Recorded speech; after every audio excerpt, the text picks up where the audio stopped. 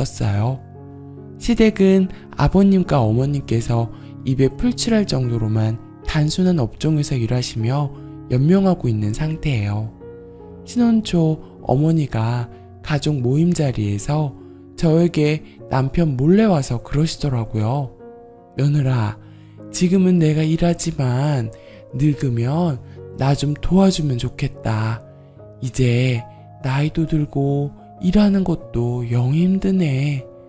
라고 해서 좀 당황한 적이 있었는데 그렇게 넘어갔고 몇 년 전 일이라 잊고 살았어요. 그런데 며칠 전에 시어머니가 또 저한테 연락해서 자신이 언제 일을 그만둘 수 있느냐고 물으시는 거예요. 그런 질문 자체가 너무 당황스러웠습니다. 그리고 이럴 줄 알았으면 저도 그냥 선봐서 결혼할 걸 그랬단 생각도 들고, 주변 친구들 보면 시댁 지원 빵빵하게 받는 사례도 더러 있는데 저는 한 푼도 지원 안 받고 결혼했는데 좀 억울하면서 시댁이 뻔뻔하게까지 느껴질 때가 있어요. 어차피 지원하는 건 남편이 결정할 일이긴 한데 그동안 살아온 이야기를 들어보니 친정은 두 분 다 거의 인생을 갈아 넣어서 희생적으로 살면서 부를 이룬 것에 비해 시댁은 평생껏 일하기 싫어하며 누구 돈 빌리고 힘들면 그만두고 그러신 것 같더라고요. 나이가 지긋하신데도 지금도 늦잠을 주무시고요. 아이는 어린이집 다니기 시작했고 자격 공부는 친정회에는 비밀로 했다가 붙으면 말하려고 했기 때문에 제가 공부하는 걸 모르십니다. 그래서 시댁은 제가 그냥 쉬고 있다고 생각하긴 해요.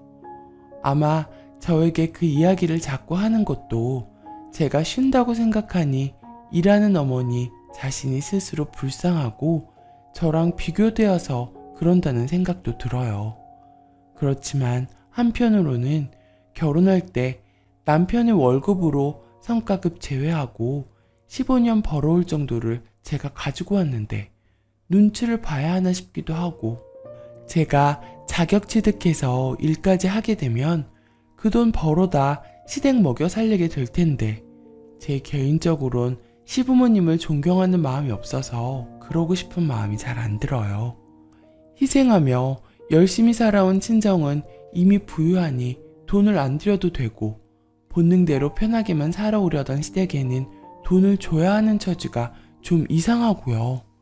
그렇게 따지면 친정이 더 효도를 해야 하는데 돈을 드리는 건 시댁에 더 드려야 하는 상황이 이치에 안 맞다 느껴지기도 하고요. 두 돌 된 아이도 있는데 시댁에 지금부터 평생 얼마씩 생활비를 보내는 게 맞는지, 이 일을 남편에게 어떻게 하라고 해야 집안의 평화도 유지하며 해결할 수 있을까요? 고견 부탁합니다. 추가. 덧붙이자면 제가 고민하는 이유는 남편하고는 전혀 문제가 없고 서로 많이 사랑하기 때문에 남편 자존심 상하게 하고 싶지는 않아요. 제가 부모님께 받은 가르침과 반대로 자기 편한 대로 살아온 분들이 지원받는 마음이 편치 않다라는 마음이 들다가도 남편 가족인데 돈 없어서 비루한 노년을 보내게 하는 게 맞나 하는 것이 저의 주된 내적 갈등입니다. 남편은 연애를 별로 안 해봤고 사람에겐 높낮이가 없다고 부모님께 세뇌 아닌 세뇌도 당한 것 같고요. 그만큼 남편은 괜찮아요. 대학도 둘 다 좋은 데 나왔고요. 아들로 품어주신다면서 늘 저의 결혼생활 지지해 주시면서 지원해 주시고 친정이 베푼 호의인데, 이렇게 나오면 시댁에서도 부끄러워하며 노후 책임 같은 말은 안 할 줄 알았습니다. 그런데 너무 아무렇지도 않게 그런 말을 꺼내시니 많이 당황스럽네요. 후기. 결국 이 부분은 남편하고 의논하게 되었습니다. 아무래도 불편한 이야기이니만큼 시댁이 이야기를 해도 남편이 해야 하니까요. 그리고 저의 생각을 이야기하기 전에 남편이 먼저 말하더라고요.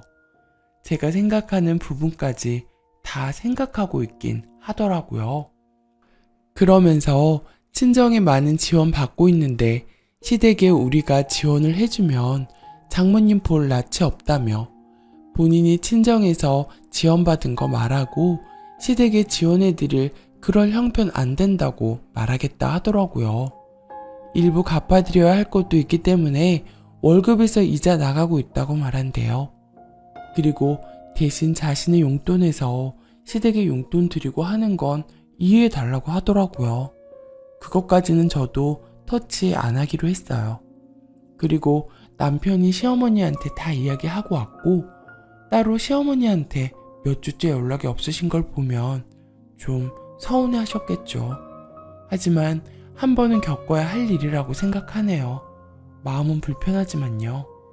아무튼 여러분들 조언 덕분에 남편하고 대화 잘하고 마무리된 것 같네요. 정말 감사드려요. 댓글: 남편이 지원한다고 해도 그건 결국 친정 주머니에서 나온 돈이 거쳐서 시부모에게 가는 꼴이죠. 시부모는 개꿀이고요. 그리고 과연 남자가 정말 단 하나도 모를까요? 자기 부모가 어떤 사람인지 정말 모를까요? 남자 입장에선 님에게 잘하겠죠. 15년? 아니요. 15년 했어도 님 남편은 원래는 못 모아요. 왜냐면 지금 삶에서는 님 부모가 집도 대주고 집안 살림이나 생활비 걱정도 딱히 안 하게 해줬는데 그 상황에서 15년을 모아야 할 돈이면 원래 남자 가정환경 수준으로는 30년 모아도 안 돼요. 빠져나갈 돈구멍밖에 없던 가정환경인데 무슨. 남편은 금융권이라고 했죠? 그렇다면 자기 처지 잘 알아요. 님을 물어서 내 팔자 폈고 님 부모 돈으로 나랑 내 부모가 편히 살 거라는 거를요. 그러니 잘해주겠죠. 댓글 2. 생활비만 주면 다행이게. 처음엔 생활비만, 나중에는 합가. 환갑이다 여행 보내줘라. 칠순잔치 해주고 금목걸이 해줘라. 임플란트 5개 해줘라. 무릎 수술한다. 간호인 필요하다. 끊임없이 요구할 겁니다. 남자 하나 잘못 만나서 부모 돈으로 거지들에게 빨대 꽂히실 게 눈에 뻔히 보이네요. 둘째, 갖지 마세요. 님이 눈치 보는 거 보면 아직 정신을 덜 차리신 듯 하네요. 나중 돼서 이혼하려고 님은 발악하게 될 수도 있어요. 둘째는 꼭 갖지 마세요. 두 번째 사연. 위험한 순간에 남편의 밑바닥을 봐버렸습니다. 결혼한 지 4년 된 부부입니다. 결혼하면서 강아지를 키우고 있는데 남편도 저도 강아지를 너무 사랑하고 애지중지하고 키워요. 아이는 4kg 정도 되는 말티즈예요. 이번에 휴가를 맞아 남편 옛날 살던 시골 마을로 며칠 놀러 왔어요. 시부모님은 다 돌아가셔서 아는 분들은 없는 시골 읍내예요. 오늘 저녁에 저희 강아지랑 남편, 저 셋이 산책하는데 숙소에서 출발해 5분 정도 걷고 있는데 어두운 시골 읍내 골목에서 갑자기 엄청나게 큰 갈색 진돗개 혼합이 리드줄, 목줄 없이 나타났습니다. 리트리버보다 컸어요. 놀라서 남편이 강아지를 들어안았고 저랑 남편이 번갈아가며 가! 하고 소리쳤는데 안 가고 큰 입으로 헉헉거리면서 저희를 코로 찌르고 냄새 맡는데 진짜 두려웠어요. 개가 크니까 그 자체로 너무 무섭더라고요. 그러면서 남편한테 안겨있던 저희 강아지 다리를 냄새 맡고 핥는데 저러다 강아지 물까봐도 무서웠고요. 순간 어떤 개 프로그램에서 그럴 때 개를 향해 한 발짝 앞으로 가서 단호한 모습 보이면 괜찮다 했던 것 같아서 그렇게 시도하며 가라고 소리 질러도 계속 헉헉대며 그대로였어요. 제가 경찰에 신고할까? 했는데 남편도 패닉이었는지 못 들었는지 대답이 없었고 저도 이런 일로 경찰 부르는 게 맞나 싶어 어물쩍대다가 우선 골목보다 큰 길로 나가는 게 낫겠다 싶어 우선 큰 길로 나가자 했는데 남편이 갑자기 뒤돌아서 숙소로 돌아가는 골목길로 강아지 안고 빨리 걸어가더라고요. 전 너무 당황했고 남편을 아무리 불러도 빠른 걸음으로 사라졌어요. 큰 개는 남편과 강아지가 사라지니 저로 방향을 틀어서 제 다리며 엉덩이를 코로 쿡쿡 찌르길래 무서워서 읍내 편의점에 들어가서 따돌려야겠다는 생각이 들었어요. 뛰면 개가 물까봐 빠른 걸음으로 5분 정도 거리에 있는 편의점을 향했는데 가는 내내 두렵고 경찰에 연락할까 핸드폰 꺼내들자 그 개가 핸드폰을 코로 세게 쳐대서 떨어뜨릴까봐 꼭 쥔 채 경찰에 연락도 못했어요. 어디서 봤는데 사나운 개한테는 자세를 낮추면 물린다고 하더라고요. 핸드폰 떨어뜨리면 줍다가 오히려 물릴까봐 112 번호 누르기도 무서웠어요. 편의점 거의 다 왔을 때 어떤 집 마당에 묶여있던 개가 짖자 절 계속 쫓아오던 개가 다행히 그 개한테 정신이 팔려서 재빠르게 저는 숙소로 돌아올 수 있었습니다. 잠깐 사이지만 정말 무서웠고 동시에 강아지만 데리고 사라진 남편의 행동에 어이가 없었어요. 숙소로 돌아가자 강아지만 있고 남편은 없더군요. 전화해보니 저 찾으러 읍내로 나갔다 해서 나 집에 왔으니 돌아오라 했어요.